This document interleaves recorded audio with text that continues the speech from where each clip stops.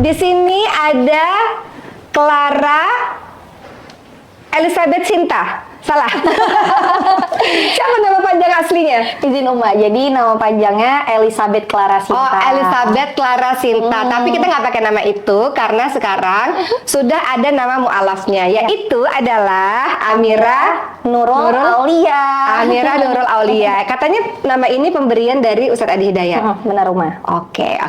Kita akan bahas banyak karena tadinya kan ini mau dipanggil Clara atau mau dipanggil Amira karena banyak banget orang-orang netizen tuh masih manggilnya Clara, belum memanggil Amira. Padahal orang-orang sekitar sudah memanggilnya dengan panggilan Amira. Amira sehat? Amira sehat. Sehat, alhamdulillah. Selama ini berseliweran ya muka-mukanya Amira. Kemarin tuh berseliweran ketika Amira pesen pemakaman di satu tempat. Kita akan bahas itu juga sih, tapi Oki pengen banget ngebahas Amira dari dulu sampai sekarang. Amira ini kan viral salah satunya karena berita mu'alafnya. Orang menyangka mu'alafnya tuh baru tahun lalu atau baru 2 tahun lalu, padahal ternyata setelah kita ngobrol mu'alafnya udah lama ya? Iya, Uma. Jadi udah 7 tahun lalu. Wow, oke. Sebelum kita ngobrolin soal mu'alafnya, Oki pengen tahu Amira ini orang mana? Keluarganya ada di mana saat ini? Amira itu orang Medan. Orang Batak. Terus keluarga semuanya orang Medan. Tinggal lahir besar di Medan. Iya. Kemudian berhijrah ke Jakarta. Iya, Uma. Oke, di tahun 2017 waktu Amira dulu menikah sama mantan suami dulu. Jadi hijrah ke sini dan setelah berpisah pun tetap memutuskan untuk di sini Jakarta, Uma. Oke. Ini banyak banget yang mau dibahas sebenarnya tentang kehidupan seorang Amira ya, mulai dari mu'alafnya, mulai dari kisah kehidupan dengan orang tuanya, kisah dengan keluarganya, kisah sekarang bagaimana menjalankan diri sebagai seorang muslim. Oki pengen tahu Amira sama keluarga baik-baik aja saat ini? Saat ini baik-baik aja, Uma. Dulu pun baik-baik aja, cuman mungkin dengan cara yang berbeda ya Uma. Kalau dulu tuh kan mungkin baik-baiknya itu kayak lebih kayak ya mereka tuh gimana ya? Kayak mereka baik tapi menurut Amira nih nggak baik. Karena Amira egonya itu kan Amira pengen keluar malam mingguan segala macem. Anak gitu. gaul lah. Iya, pengen ngerasain anak gaul tapi orang tua nggak support, nggak boleh keluar gitu loh. Oh, orang tua yang overprotective banget, sehingga Amira itu waktu itu memutuskan buat install aplikasi dating. Oke. Jadi Amira tuh ketemu sama mantan suami tuh dari aplikasi dating. Emang nggak boleh keluar main sama teman-teman sama orang tua? Nggak boleh. Wow. Ke Alfamart pun itu nggak boleh. Oh, benar-benar dijaga segitunya. Benar-benar dijaga. Sayang banget dong, maksudnya ini anak gadis mesti dijaga benar-benar gitu kali ya? Iya.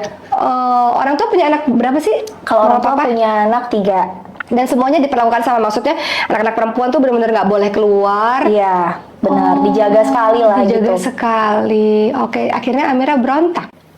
Lebih ke psikis berontak, kayak gue nggak mau nih kayak gini nih, gue harus berubah nih, gue harus bisa ngerasain masa muda gue. Udah gitu akhirnya cari cowok di mana. Nggak boleh pacaran, nggak boleh deket sama laki-laki. Nggak boleh, keras banget soalnya Uma. Meskipun dulu memang masih ini ya, maksudnya agama sebelumnya. Agamanya juga dulu yang dahulu nggak se-strict Islam, tapi strict-nya seperti Islam juga, bener-bener tidak boleh dengan laki-laki, tidak boleh seperti ini gitu-gitu. Nggak nanya sama orang tua kenapa nggak boleh berteman, kan cuma berteman kalau rame-rame, misalnya teman datang ke rumah boleh dong, kalau rame-rame boleh dong. Itu pun difilter juga. Oh, oke. Bahkan teman aku pun yang satu di depan itu pun aku selalu larang dia buat pakai parfum terlalu wangi ke rumah aku, karena orang tua aku tuh sangat berpikir kayak perempuan ini agak sedikit, kalau orang bilang genit ya kalau misalnya terlalu wangi, terlalu ini. Jadi itu ajaran Islam semua ya? Masa sih? Iya. Alhamdulillah. Maksudnya orang tua tuh ngeprotek anak perempuannya, nggak boleh pakai parfum terlalu wangi. Itu kan ajaran-ajaran Islam sebetulnya. Oh iya, Masya Allah. Tapi itu memang yang diterapkan sama keluarga. Apa aja sih nilai-nilai yang diterapkan sama keluarga? Ya nggak boleh tuh, apalagi selain nggak boleh pakai parfum terlalu kenceng, nggak boleh bergaul sama laki-laki terlalu banyak. Apalagi yang nggak dibolehin sama orang tua pada masa remajanya Amira? Pasti jam keluar, mau sama perempuan pun itu nggak boleh, yang di atas maghrib itu nggak boleh. Oh, merasa nggak di pantas. rumah, luar biasa. Sebelum maghrib di rumah, tapi ya kadang-kadang. Padahal itu usianya sudah usia 20 tahun, belasan tahun, udah remaja lah istilahnya, udah beranjak dewasa. Udah, itu jadi kayak, tapi ya sering juga bohong kan sebenarnya. Akhirnya jadi Amira sering bohong karena terlalu overprotective. Iya, akhirnya sering dilanggar juga sebenarnya Uma. Cuman kan orang tua nggak tahu aja gitu. Oke, terus sampai akhirnya menikah, katanya menikah pun orang tua nggak hadir, tuh gimana ceritanya coba? Gimana, apa yang terjadi kalau boleh kita tahu ya, sampai akhirnya kan ini kan semuanya membawa akhirnya menjadi Amira yang sekarang gitu kan. Kalau Om Oki boleh tahu apa yang terjadi pada masa itu sampai orang tua nggak tahu tentang pernikahannya Amira. Jadi kan Amira itu kan nikah kan ketemu Aplikasi dating itu. Iya, ketemu dari aplikasi dating gitu, kenalan-kenalan, terus Amira pengen ketemu dia, Amira kabur ke Jakarta gitu loh. Wow, Iya, jadi anak kan daerah ke Jakarta hebat loh. iya. Sama siapa? Dan sebenarnya, to be honest, yang banyak orang nggak tahu, Amira sudah sering melakukan itu. Jadi memang selalu kenalan sama cowok dari Makassar, terus kabur lah 3 hari aja gitu loh. Jadi kabur-kabur ketemu-ketemu gitu, karena kan Amira hanya bisa bersosialisasi dari aplikasi dating tersebut. Oke, nah Gitu. kaburnya gimana? Orang tua nyari gimana dong? Ya. 3 hari kan? Jadi gini, papa aku itu kan ada usaha di luar kota. Jadi dia tuh selalu pergi nih, sampai Amira hafal sampai sekarang. Dia tuh selalu pergi di hari Selasa sampai Jumat. Nanti pokoknya Selasa dia pergi, Amira pesen booking tiket di hari Senin. Dia Selasa jam berapa pergi udah terjadwal. Amira langsung dia pergi, Amira cabut. Nanti dia pas Pulang. sebelum pulang Amira ada di rumah Kan gitu. ada mama. Mama tuh kayak udah pasrah aja lihat kebandelan Amira nih. Dan dia hanya bisa menutupi daripada nanti Amira di pok-pok kan gitu. Jadi dia kayak sedih, ya nangis, cuman Amiranya membangkang aja. Jadi papa itu taunya Amira itu kayaknya rapih gitu di rumah, baik-baik gitu. Tapi mama tuh udah menahan itu. Bahkan mama dulu tuh pernah sekali ditampar karena hanya mau belain Amira doang supaya bisa keluar. Tapi keluarnya bukan keluar kota ya. Tapi di Amira, mama Amira itu tahu Amira punya pacar, ingin sekali ketemu dia pada saat itu. Karena Amira itu pun nanti, maksudnya Amira tuh kok dilarang-larang itu makin stres gitu loh, Uma. Jadi kayak ke mama gitu. Kalau ke papa kan mungkin kayak ya udahlah gitu, kayak yang rapi, yang kayak anak baik-baik nurut. Tapi kalau ke mama itu jangan kayak gitu dong. Ini kok dilarang sih gitu-gitu. Amira takut sama papa. Takut banget. Karena? Soalnya keras luar biasa orangnya. Tapi sayang, karena sayang ya Uma. Gitu, karena sayang. Akhirnya dalam masa kepergian Amira yang 3 hari, berapa hari itu Amira pernah pergi keluar kota kan? Kata Amira nggak takut pertama kali seorang yang belum pernah pengalaman lah pada masa itu kan pergi keluar kota naik pesawat itu kan nggak takut? Enggak, pertama kali Amira ngelakuin tuh umur 14 tahun. 15 tahun kenal dari Facebook, pergi. Naik pesawat? Iya dibayarin, tapi Amira ya ongkosnya sendiri 70.000 gitu, bawa di kantong ya pulang aja kayak gitu. Kayak orang ini aja, yang penting ngerasa itu kan fun ya. Buat anak-anak kecil itu kan hal yang membahayakan itu kan fun ya. Hal-hal yang fun gitu. Tapi kalau in real life yang pacaran baik-baik pada saat dulu ya Uma, yang kayak berhubungan dengan laki baik-baik, pacaran baik-baik dijemput. Nah, itu nggak pernah terjadi karena kan nggak bisa. Oke. Tapi ketika Amira pergi berapa hari, telepon mama dong, ngabarin Amira di sini atau hilang kontak aja? Hilang kontak aja karena kan Amira lagi seneng dengan kehidupan. Maksudnya ya lagi namanya berbunga-bunga, jalan sana jalan sini gitu, Ma. Oh, yang penting pada saat ayah pulang Amira udah di rumah. Udah, ayah taunya Amira itu ya baik-baik aja. Oh, di rumah gitu, rapih aja gitu. Sampai akhirnya ada nggak kejadian akhirnya ayah tahu atau papa tahu selama ini Amira sering pergi-pergi? Ada satu titik nggak yang akhirnya, oh selama ini ternyata anak saya kayak gini tuh gitu? Ada nggak sih? Kalau untuk keluar kotanya pernah kejadian, pernah tahu gitu, tapi itu bukan keluar kota, lebih kayak ke lupa Amira. Yang Amira waktu ke Makassar itu Om Amira jemput, itu orang tua tahu sampai dipanggil polisi semuanya untuk jemput Amira pada saat Amira umur 14 tahun. Terus Amira itu pernah ngancam bunuh diri karena mau putus kan sama dia. Disuruh putus gitu. Jadi cowok itu umur 17 tahun, masih anak kecil juga, anak kecil, kabur bawa anak kecil aja. Tapi Amira tuh diterima sama orang tuanya di rumahnya. Jadi bukan karena kayak anak-anak ngekos berdua gitu diajakin kabur, enggak. Jadi orang tuanya itu mungkin taunya Amira itu teman baiknya, diajak tinggal di rumahnya gitu. Dijemput juga sama polisi. Itu sekali, yang pertama kali. Selanjutnya nggak tahu orang tua. Oke, cukup mendebarkan juga ya, maksudnya usia-usia belasan tahun cukup berani dan mendebarkan sih pengalaman-pengalaman kayak gitu. Oke, sampai akhirnya waktu terus berjalan, akhirnya Amira memutuskan untuk menikah dengan seseorang yang orang tua nggak datang dan nggak tahu. Gimana ceritanya? Dan gimana rasanya orang tua pada saat itu? Gimana rasanya Amira pada saat itu nikah tapi nggak dihadiri orang tua? Apa yang terjadi sih sebenarnya? Amira berpikir gini, pada saat Amira mengenal dia, seseorang ini memang baik. Akhlaknya menurut Amira pada saat itu baik gitu. Jadi Amira mikir pakai logika aja, Uma. Nggak curhat ke mama? Enggak. Pasti nggak disetujuin karena beliau kan dulu Muslim. Beda agama, masih Beda nggak agama. disetujuin. Oke. Pada saat itu Amira masih belum muslim. Gitu. Oke. Pasti, dan umur kita juga agak jauh. Karena memang Bedanya? Amira beda agak Beda belasan usia? tahun. Oke. Belasan tahun. Bahkan gitu. 20 tahun di atas Amira. Jadi nggak ada yang orang tahu lagi. Tapi dia orang biasa, Uma. Maksudnya mungkin orang berpikir nikah sama yang di atas lebih tua itu orang kaya, bukan, ya biasa aja. Memang karena Amira suka personalitinya, dan memang Amira itu mungkin gini. Pada saat itu Amira usia berapa? 20 tahun? 19 tahun. Berarti beliau 39 tahun? Sekitar segitu 40-an. Oke. Jadi karena gini, kalau orang tua Amira ini kan, yang cowok ini kan lebih kayak ngekang-ngekang menurut Amira dulu ya, maaf ya Pak ya, bukan nggak bersyukur, tapi menurut Amira terlalu mengekang terus, jadi kayak kesannya yang Amira dapatkan itu hanya kemarahannya aja, padahal dia sayang. Jadi Amira suka mencari kenyamanan itu dengan seorang figur orang yang lebih tua yang bisa ngomong-ngomongnya itu, seneng. Rindu figur yang mengayomi, yang sabar, tapi yang lembut, yang lembut, yang jangan terlalu memanjakan. over. Jadi pada saat menikah itu ya Amira berpikir ini orang baik kok, yang Amira nikahin orang baik. Kalau namanya orang tua marah-marah wajar, nanti ujung-ujungnya pasti diterima. Ya udah nikah aja dulu gitu. Oke, tunggu. Amira gimana nikah? Amira berada di agama yang berbeda dengan agama sang laki-laki. Bilangnya sama orang tua nikahnya beda agama dan nikahnya di Singapura. Itu udah nikah baru ngomong gitu? Udah akad nikah baru ngomong. Sudah menikah ya mah. Menikahnya sekarang lagi di Singapura ya, padahal di KUA di Masjid Brawijaya. Oke. Gitu. Padahal Ya iya, maksudnya Amira udah mualaf pada saat itu mualaf. beberapa hari sebelum nikah, tapi memang mualafnya bukan karena beliau, memang karena kemauan. Oke, Amira berapa lama berdekatan dengan beliau sampai memutuskan untuk menikah?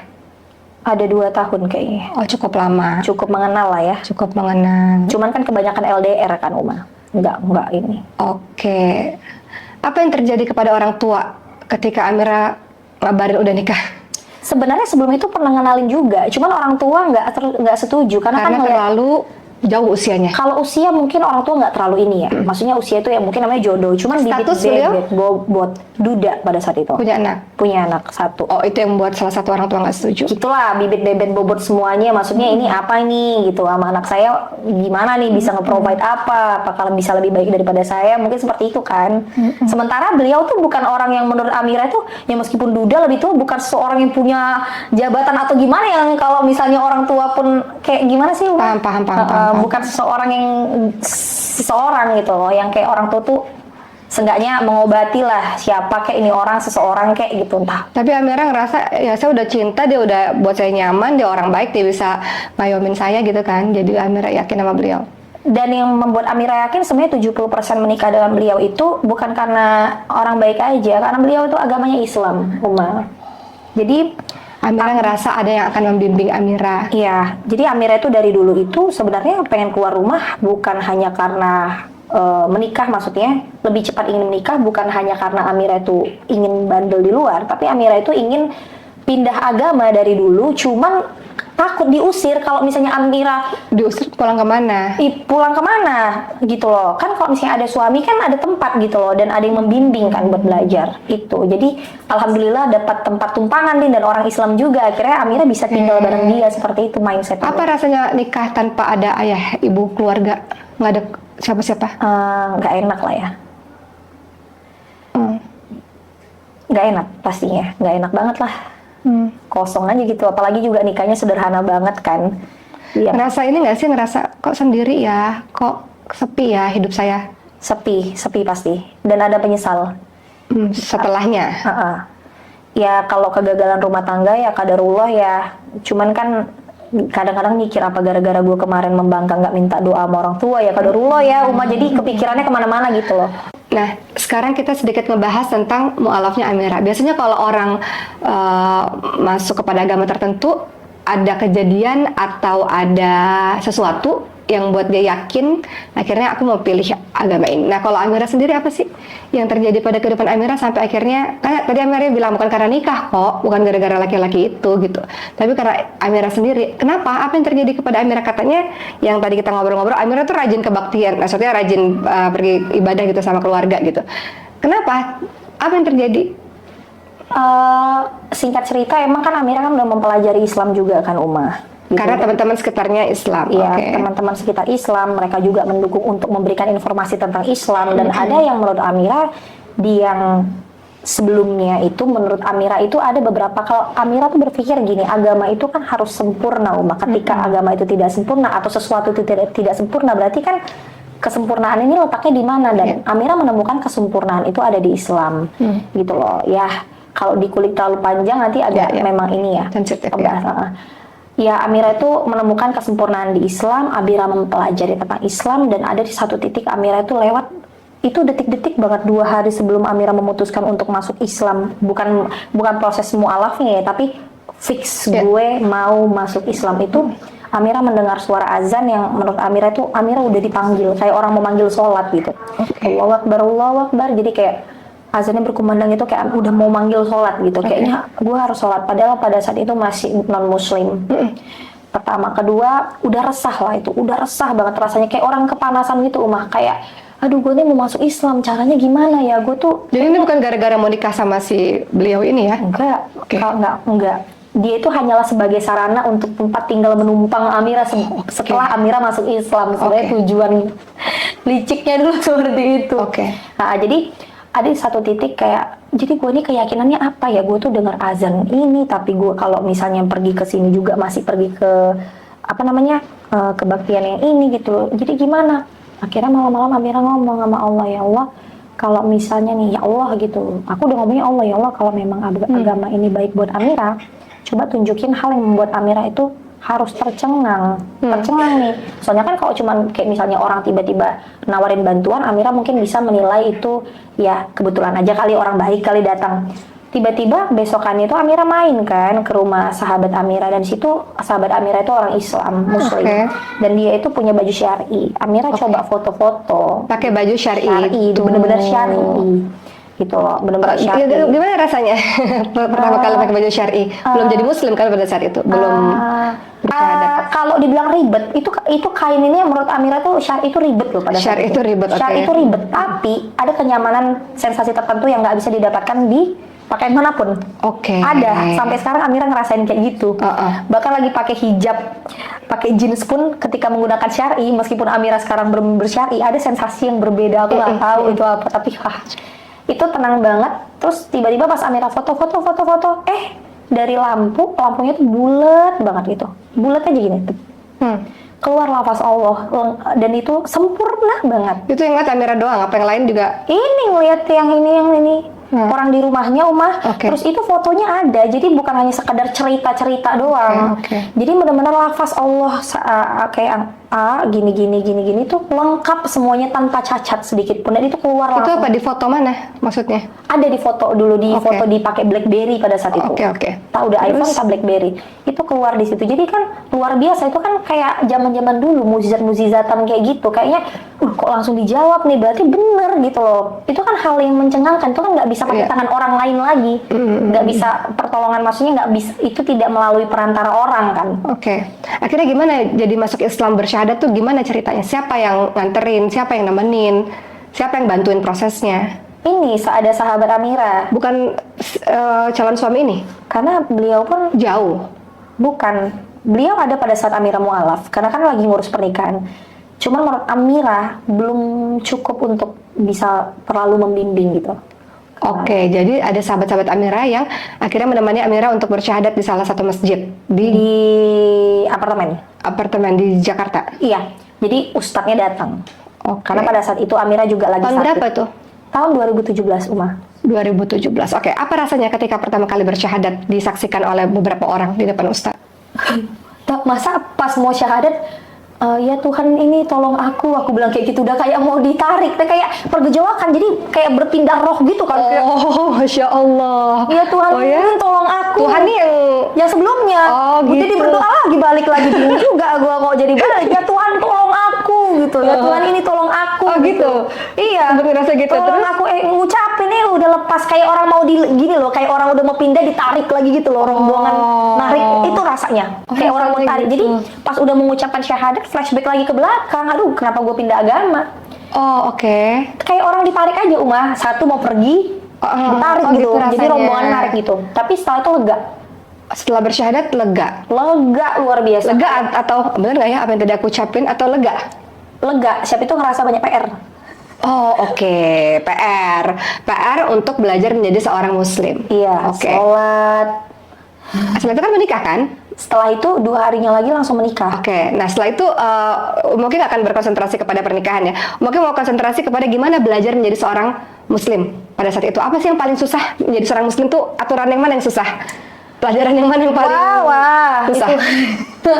Jadi apa ya? Yang paling susah itu loh, rutinitasnya itu banyak banget. Rutinitasnya apa? Rutinitas aku dulu sebenarnya udah dari dulu aku bilang kayak gini, ya Allah nih kalau nih orang Islam kagak sholat 5 waktu udah pindah agama aku dari dulu. Capek banget gitu 5 waktu tuh ya ampun. Capek ya? capek kan gitu harus yang dulu tuh aku berdoa simple banget gitu. Tapi kenapa sekarang jadi makin lebih asyik kayaknya. Maksudnya dulu tuh tinggal gimana aja gitu gerakannya seperti apa. Sekarang kayak harus 5 waktu. Aku mikir kayak ribet banget gitu loh.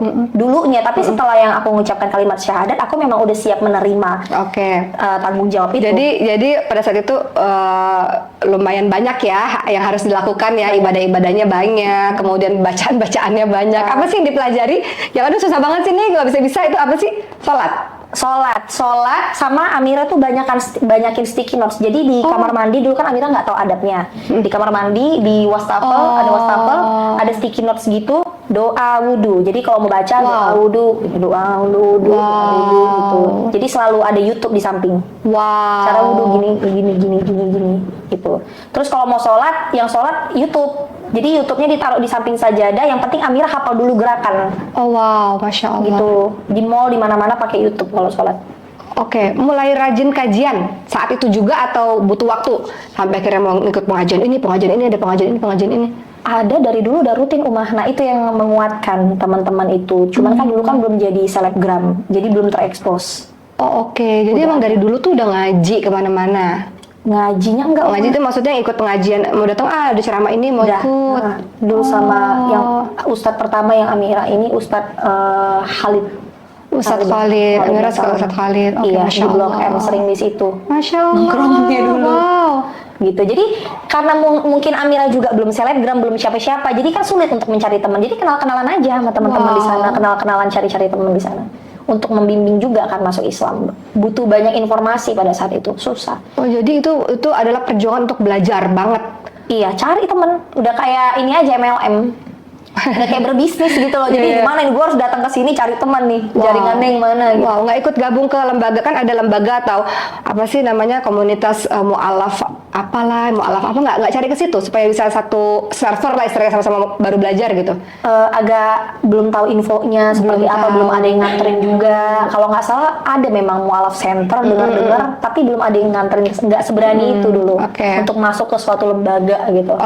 Kan yang namanya mu'alaf nih istilahnya anak TK lah istilahnya ya, maksudnya baru belajar banget. Tiba-tiba kalau misalnya Amira pergi ke satu ustadz yang istilahnya ini pengajian yang tingkat level menengah gitu, maksudnya ilmunya udah lebih tinggi, ini apa nggak kaget nih Amira? Ternyata Islam begini, apa nggak kaget? Apa enjoy aja? Nggak tahu ya Uma, jadi yang Amira kejar itu bukan hanya pelajaran tapi ambience-nya itu loh, di sekeliling-sekeliling alhamdulillah orang yang ingin menuntut ilmu soleh, kayak adem aja gitu. Amira ngejar itu dulu, kadang-kadang pun belum paham kan. Kayak yang kadang gini loh, di Islam itu yang sampai sekarang Amira agak kesulitan, itu banyak banget istilah-istilah Arab yang entahlah apa itu. Yang Amira tuh kadang-kadang dia ngomong juga beliau nggak ngerti gitu loh, entah kayak apa, banyak sekali istilah yang nggak bisa dijelaskan. Jadi Amira tuh kesana tuh udah kayak MLM, cari teman Uma. Kalau dengerin kajiannya sedikit masuk. Cuma menurut Amira, karena Amira kemarin itu langsung ke Ustadz Khalid Basalamah, tidak terlalu ini sih. Beliau kalau ceramah itu gampang banget dimengerti, meskipun pelajarannya kata orang agak berat, tapi gampang banget dimengerti. Nyaman sekali dengerin beliau tuh. Oke. Jadi akhirnya Amira sampai hari ini tuh masih terus berjuang untuk belajar. Sholat sekarang udah bisa? Udah dong? Udah bisa. Masya Allah. Belajar Quran udah progres lah ya, udah bertahun-tahun ya. Insya Allah. Nah kemarin kan sempat viral di mana Amira itu menyiapkan kain kafan dan juga pergi ke pemakaman dan udah bersiap-siap untuk itu. Kenapa? Siapa yang mendorong Amira untuk melakukan itu? Siapa? Terinspirasi dari mana? Kok tiba-tiba kepikiran itu tuh gimana ceritanya? Terinspirasi dari dosa-dosa aku yang banyak ini. Masya Allah. Kan dosa aku tuh banyak banget kan, Umah gitu. Amira itu berpikir gini loh, kematian itu kan sesuatu hal yang pasti, itu udah pasti, itu udah tidak bisa ditentang lagi, nggak bisa nanti-nanti gitu. Amira itu seperti kayak nge-treatment diri sendiri. Gimana ya caranya? Amira ini kan sekarang kan masih banyak banget dosa. Kadang-kadang pun ngelakuin hal-hal yang mungkin tidak pantas atau bagaimana. Jadi Amira tuh kayak mempersiapkan supaya kayak misalnya nih kain kafan nih. Jadi kalau misalnya Amira mau berbuat sesuatu gak terlalu jauh, Amira berpikir, udah ada kafan nih. Jadi keingat nakut-nakutin diri sendiri. Kalau orang kan takutnya hantu, kalau Amira tuh nakutin diri sendiri pakai kafan. Jadi kain kafan itu bukan Amira buat untuk Masya Allah. Kayak gue mau mati besok, enggak Uma. Jadi semakin ada kain kafan itu, Amira semakin bersemangat. Hari ini mungkin hari terakhir, akan aku pergunakan sebaik-baiknya. Masya Allah. Terus kalaupun misalnya Amira mau berbuat dosa ini, misalnya pengen gibah buka-buka aib orang gitu, udah ada kafan, ya udahlah gitu loh, nggak terlalu jauh beloknya sampai ke sana disebar-sebarin, contoh seperti itu. Ataupun kalau misalnya Amira mau sombong, ingat ya udah nanti toh juga mau pakai ini gitu loh. Ngingatin diri sendiri aja, Mak. Kalau ditanya takut Amira tuh. Sampai menyiapkan pemakaman juga itu semata-mata untuk membatasin diri, ngingetin diri. Iya, Mak. Dan Amira tuh mikir kayak Amira sempat berpikir memang kalau untuk batasin diri pasti itu hal utamanya gitu loh. Itu hal utamanya, dan karena memang kalau Amira pahamin ya, kayak banyak banget loh public figure sekarang yang meninggal gitu tiba-tiba, berpulang tiba-tiba. Berarti benar-benar Amira tuh kalau ngomong sama teman-teman, banyak banget orang itu yang mematokkan meninggal itu tuh patokannya usia. Patokan meninggal tuh menurut Amira udah bukan usia kan. Memang bukan usia kan, Umar, seharusnya. Ya memang bisa meninggal kapan aja, jadi bersiaplah gitu loh. Jadi menurut Amira itu bukan sesuatu yang mengagumkan atau sesuatu yang luar biasa, itu sesuatu yang memang harusnya kita persiapkan gitu. Iya, memang wajar kan sebenarnya kita mempersiapkan, maksudnya ya kita rumah aja kita persiapkan dong rumah itu, apalagi untuk yang ini ya. Kita kan pengen, apalagi nanti Amira tuh pengen ketika nanti Amira wafat, orang-orang tuh jangan malah ada yang terbebanin ya. Memang sih nggak terbebanin, cuman mungkin ya lebih bisa maksimal untuk waktunya mendekap Amira. Mungkin aku nggak paham, atau mungkin mendoakan Amira gitu daripada sibuk cari pemakaman. Jadi lebih santai aja orang-orang sekeliling. Nggak mau merepotkan. Nggak mau Amira tuh ngerepotin. Oke. Amira ngeliat diri Amira yang sekarang gimana sih, dari seorang anak yang ada di Medan yang sering banget pergi berhari-hari gitu ya, ketika ayahnya nggak ada gitu kan. Kemudian akhirnya Amira mulai belajar mengenal Islam, akhirnya menikah, kemudian Allah kasih ujian, menikahnya juga harus berakhir gitu, sampai sekarang Amira hijrahnya juga nggak mudah ya, dengan belajar yang luar biasa. Proses belajar kan juga nggak mudah ya Amira ya. Kemudian Amira jatuh bangun, Amira pernah punya bisnis yang sangat luar biasa, kemudian akhirnya Amira ninggalin bisnis, mau dapetin bisnis yang dengan jalan yang lebih baik, lebih halal gitu. Sampai sekarang Amira ngeliat diri Amira, sebagian masyarakat mengenal Amira sekarang ngeliat diri Amira tuh apa sih? Apa sih yang Allah kasih? Apa sih dari perjalanan hidup ini? Allah tuh lagi ngajarin apa sih sama aku sampai aku kok sekarang jadi aku yang sekarang gitu? Apa sih? Pertama kali lagi ditanyain, nggak tahu Amira tuh, kayak bingung, kok bisa Amira kayak gini ya, sampai ada di titik ini. Yang paling amazed tuh kok bisa pakai hijab gitu. Amira nggak pernah kebayang loh, Mah, bahkan akan sampai di sini. Karena Amira nggak sesuka itu sebenarnya sama hijab, karena panas kan, maksudnya ribet, panas. Dulu Amira ngelihat kok cantiknya tidak bisa terekspos, tapi kenapa Amira tuh sekarang ada di titik ini, Amira pun nggak tahu, Mah, kenapa bisa seperti ini. Nggak pernah terbayangkan sedikit pun bisa ada di titik ini. Jadi orang Islam, nggak pernah. Punya pergaulan yang seperti pergaulan yang sekarang. Iya, nggak pernah, Uma. Tidak pernah, bayang sedikit pun. Nggak ada di masa depan, di cita-cita dari dulu tuh nggak pernah. Apa bayangan Amira, kehidupan Amira yang akan datang? Apa yang akan terjadi pada diri seorang Amira? Amira ngeliat diri Amira itu akan seperti apa ke depannya? Insya Allah lebih baik ya. Amira lagi pengen belajar apa atau pengen menggapai apa sih saat ini? Lagi pengen ngejar apa? Lagi pengen apa sekarang? Apa yang mau didapetin sama Amira saat ini? Kalau untuk bisnis, pastinya ya pengen supaya banyak yang lebih memperkerjakan lebih banyak orang lagi. Terus banyak ilmu-ilmu agama yang pengen Amira jalanin. Kayak Amira pengen bisa ngaji, pengen banget. Tapi ya karena sekarang disibukkan sama dunia, kadang-kadang sibuk ada acara ini gitu-gitu, kadang-kadang susah untuk meluangkan waktu. Terus pengen apa ya? Pengen nikah. Pengen menikah, gimana kriterianya? Pastinya, aduh, ya gitu mah, gitu. Gimana kriteria yang Amira pengen? Harus bisa membimbing Amira, agamanya harus insya Allah lebih baik daripada Amira di atas ya, maksudnya pengetahuannya gitu loh. Seenggaknya kalau misalnya Amira masih nggak hafal berapa juz, nggak ada 0 juz ya, dia minimal 3 juz, jadi harus ada di atas step ahead gitu loh, jadi bisa membimbing seorang yang baik dan sayang sama anak Amira, pastinya bertanggung jawab secara finansial dan semuanya, gitu sih Uma.